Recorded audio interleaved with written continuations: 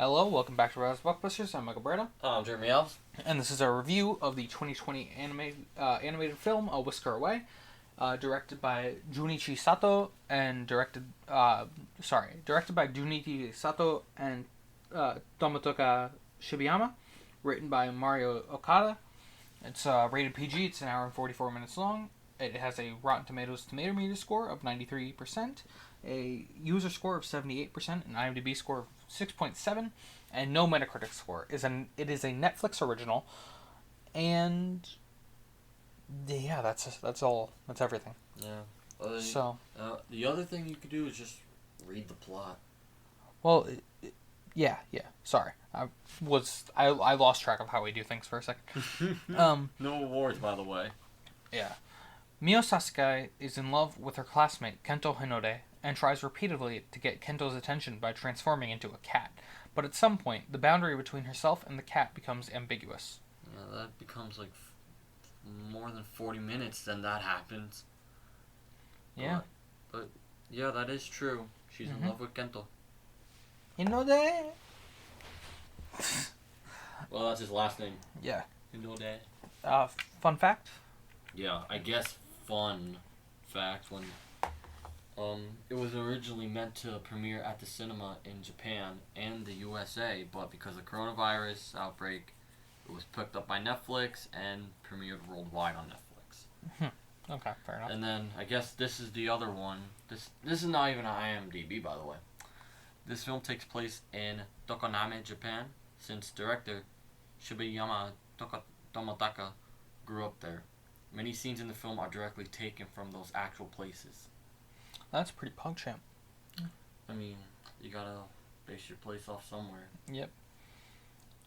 So seeing that as that's all the facts we have, I say we just talk about the cast real quick. Go ahead. I want to give a shout out to the Japanese voice actors before we go in depth on the American voice actors, because obviously we watched the English dub. Yeah, we watched the English dub, but that doesn't mean that the Japanese actors didn't have any part in this. So Mio was played by Mirai Shira. Kento was played by Natsuke Hine, and the mask seller was played by Koichi Yamadera. However, we're going to go more in depth on the American voice actors, as that's who we have more relation to. So, Mio in the American dub was played by Chirami Lei, who's also been in Not Cool, the Shane Dawson movie. Shane Dawson? Yeah, Shane Dawson made a movie called Not Cool back in 2014. She was in that. Ew. She does a lot of dubs, it looks like. It does. Fairy Tail, the movie. Soul Eater, Fairy Tail. She did Pokemon Journeys, the series. Sailor Moon, Sword Art Online. Leo da Vinci. Mission Mona Lisa. Kaze no Stigma.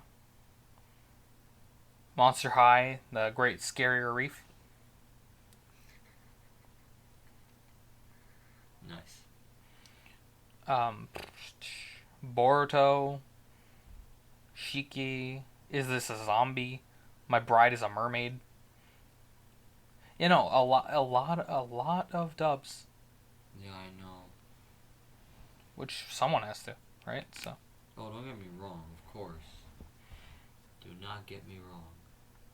You know, just a lot of stuff I don't recognize. I'm not an anime person, you know? Oh, I'm not too big on anime either, except for like Dragon Ball or Pokemon. It's about it. But anyways, I say we move on to Hinode, played by Johnny Young Bosch. Yeah. Who was in Mighty Morphin Power Rangers, the movie. He was in Naruto. My Hero Academia, Heroes Rising.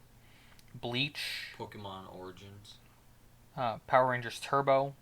Mighty Morphin Power Rangers. Yokai Watch the Movie. Blue Exorcist. Oh, it was The Exorcist, but it's filmed in blue. No, it's an anime. I know. Also Leo da Vinci Mission Mona Lisa. Asian Demi-Human. Hellbinders, Tower of God. Again, a lot of dubs. A lot of anime. Yeah. Something I can't really not relate to. Me neither. But I say last but not least, we talk about the Mask Seller, played by Keith Silverstein. Another one. He also does a lot of dubs, which is fun. My Hero Academia 2 Heroes, Hotel Transylvania 3, Miraculous, Tales of Ladybug and Cat Noir, Monster High, Escape from Skull Shores. He did Sonic Boom. Ice Age Continental Drift. Sesame Street. Leo da Vinci, Mission Mona Lisa. Oh, he did the Godzilla anime on Netflix. Fresh Pete Band of Spies. Hoodwink 2, Hood vs. Evil. Dive Ollie Dive and the Pirate Treasure. Tyler Perry's Medea's Tough Love. Stitch. Batgirl Year One. Okay. Yeah, no. So this guy has a lot more familiar work. Yeah, a lot, but also still a lot of dubs. A lot of anime. So yeah. I don't know. That's it for the cast members we had. A little small cast. Yeah. I mean, the characters that really mattered. Yeah. So other than that, I say we just grade. What do you think? Let's do it. So I think I want to start with the animation. Listen, it's anime, and this film looked fucking beautiful. It did. It did. I'm giving the animation an A. I'm not going to elaborate. There's some scenes here that actually look like they look almost real. Yeah. Like some of the rooftops. The foliage. There's a quick scene where like I think these leaves were in like this water. It looked really good. And of course, some parts it looked like a little over the top, cartoony anime, but that's that's the humor of it. Yeah. When it goes like that. Yeah. Because I watch enough anime to know how it works. Even though, again, not a big fan, but animation looks beautiful. Oh yeah, the animation's fucking fantastic. Yeah, I don't know why. It really fits in with this story. I don't know why. It's colorful, and when it gets dark, it gets... The film gets dark. Yeah. So it really fits in with the story as well. Definitely. How about the screenplay? What are you thinking for that? Okay, I knew we were going to get to this point eventually. Okay, so this is where it goes a little bit down for me. Not too down, but even in the commentary track, it gets predictable at times. Yeah. Very predictable. Where, the fact that we know that she turns into a cat, and then there's going to be a consequence where she stays the cat forever, and then she has to come back to being human. That's predictable. Yep. That we kind of knew that situation was going to happen. But the film pays off because it had its moments where you're really caught off guard that, oh shit, maybe this the mask what's it called, the Mask Seller? The Mask Seller isn't the bad guy. Maybe it's her own damn cat. But then you realize it's not. It actually is the Mask Singer. Mask Seller. You're thinking of that the dumb show. Yeah. Ugh. But the Mask Seller. And then in the end it comes off as a bigger adventure, which it was entertaining as hell. I was surprised on how much I was entertained by it. And yeah, the fact that she turned into a cat isn't that original either. Right. See, the screenplay, it's not original, it has its not original and predictable moments, but it has its original and not predictable moments. Right. Because I already mentioned, like, but not in the commentary, like, just talking, that it's predictable where a human turns into, like, the animal, like the Shaggy Dog or 9 Lives, which were both bad movies, by the way. Don't worry, this one's not. But they got turned into an animal for punishment. Right. This girl Chose to become a cat. yeah, this is her choice. And it's kind of refreshing in a way to know that she wants to, because that's the only way she's gonna get to this boy. It's the only way she's gonna get to talk to him. Mm-hmm. Because as a human, she can't even like get a single word to him. But Yeah. But then also that's where the screenplay has like its kind of original and non-predictable points is the charm between them two. That he starts liking her at one point, but until that note with that poggers moment, that and then you feel bad for her right away, Mm-hmm. but then that's where the predictability comes in, and you're just like, okay, this is where it's gonna go. Okay, yeah, she's gonna stay a cat, and now she's got to get her face mask, quote unquote face mask, back. And then, but then it comes out as a cool adventure, and you're really happy to see those two get in the end. Yeah. So, screenplay, I'm surprised I even went into screenplay that long. I'm going to give it a B. It's a good screenplay. Again, has its predictable moments. Mm-hmm. Not just a tiny bit, not too original, but it was still a fun movie either way. Great adventure, and, those two. Yeah. They got together in the end, of course, but still. I thought the screenplay was good. Very cliche, though. There were a lot of cliches. Because of course they're going to get together in the end. Of course, It was just so there's something so Oh charming. no, I'm not arguing I don't that. know. It was just something charming about them that we wanted to. We want to see them together in the end. While in other movies we're just like, okay, just get together already. Could we go? Yeah. This we want to see them like succeed. And yeah, no, I'm not arguing. I'm also, just saying there's a lot of cliches. And also the film, I forgot to mention this on my part.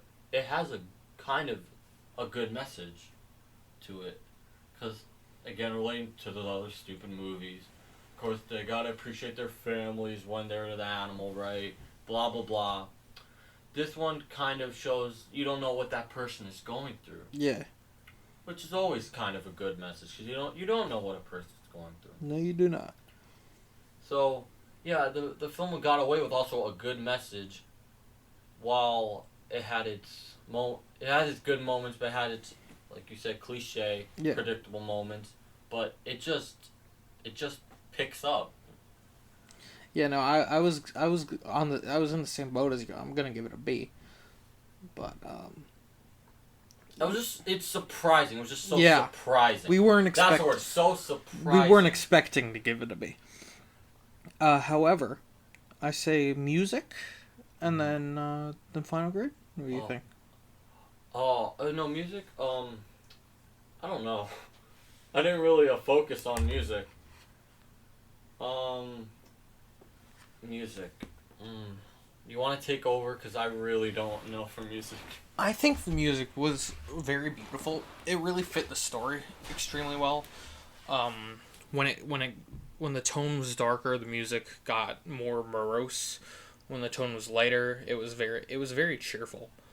Music. Yeah. The movie looks happy itself.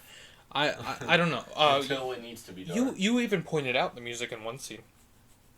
How it shifted when the tone shifted, and I like movies that do this. And as much as I am not a fan of anime, one thing I will always give it is they have exceptional scores. So I'm gonna go with an A for the music. Well, I'll definitely say that anime definitely has its own style of music. Mm-hmm. And I'll be honest, this music here isn't too memorable, for me at least. Oh yeah, no, it's not memorable, but it works in the context of the film. It was still good music, but I'm kind of gonna give it a B, just for not being memorable. Right. But again, good music. Mm-hmm. Not too memorable for me though. Right. But from what I do remember, it's nothing to shout about, but nothing. I can't beat on it because Right. That's anime. That's Mhm. the music, and it's a dubbed. They're not gonna make the song also dubbed too. So Right. like the end credits song. You know what I mean? Yeah. No. I know what you're saying. But I want to get quick on voice acting, just really quick. Okay. Good voice acting. Oh yeah, That's, the voice no letter. Just the voice acting is great. it's just And good the voice acting. The lip syncing doesn't work, but that's because it dubs. Oh, it never does. Yeah, no, it never does. I know. I know. I'm just being an ass. Yeah. But yeah, overall, what do you think? A pleasantly surprised anime film that would have its cliche, predictable moments, but overall a fun, romantic adventure. Mm-hmm. Not an A, but I'm gonna be honest, so close. So close. Close. Just those moments that are unoriginal and predictable, but just a little bit. I'm gonna give it a B. It's good. So close to great though. So close. I was also thinking a B. But yeah, I don't know. I think I'm out of things to say. I was pleasantly surprised. I will say that. But regardless, I think that's the end of our review. Mm-hmm. Right? So thank you so much for joining us. Make sure to like if you liked it, subscribe if you'd like more. We upload new reviews most Mondays, new commentary tracks most Fridays, and comment your own opinions. We like to read them. That being said, this has been Bradow's Blockbusters. I'm Michael Bradow. I'm Jeremy Alves. And have a good one. Meow meow. I'm just joking. Peace.